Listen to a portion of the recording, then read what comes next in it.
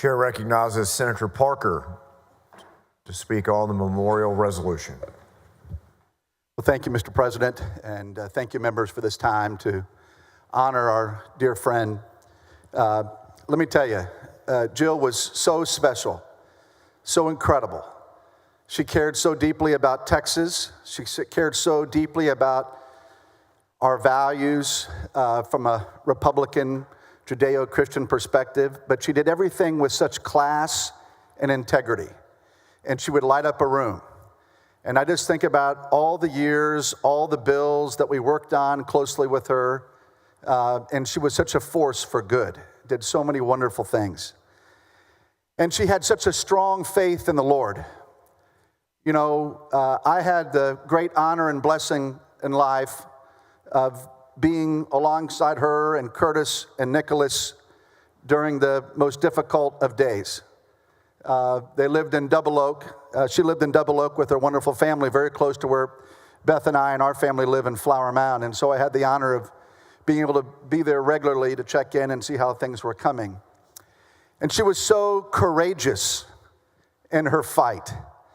I was just reviewing a moment ago, thinking about this, some of the text messages that we had going back and forth when she was undergoing cancer care at the University of Texas Southwestern. And she would speak to the fact in her messaging, just regular messaging back and forth with me, that this was a battle. It was a battle, a spiritual battle. It was a battle to trust God in the midst of the darkness. That's literally what she said in the text message to me when she was there at UT Southwestern in the middle of that battle. She was strong, she was courageous, and she did an incredible job. And for so many of our friends that are here, so many of you probably were with us when we celebrated her life at Dallas Baptist University in the Pickens Chapel. And it was one of my great honors in life to be able to be there and to speak on behalf of herself and her family. But I want you to know this, and I think it was said very well earlier by Senator Paxton, and that is this. All of these great accomplishments in life, right? She was very accomplished professionally.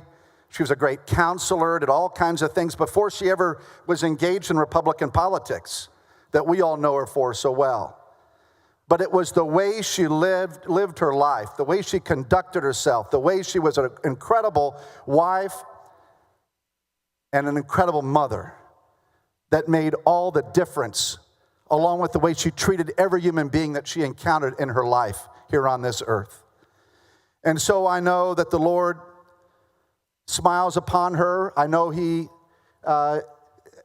plan was for her to be there beside him much earlier than any of us would have ever dreamed or hoped.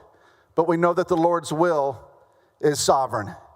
And we also know that the Lord says to Jill Glover, "Well done, my good and faithful servant."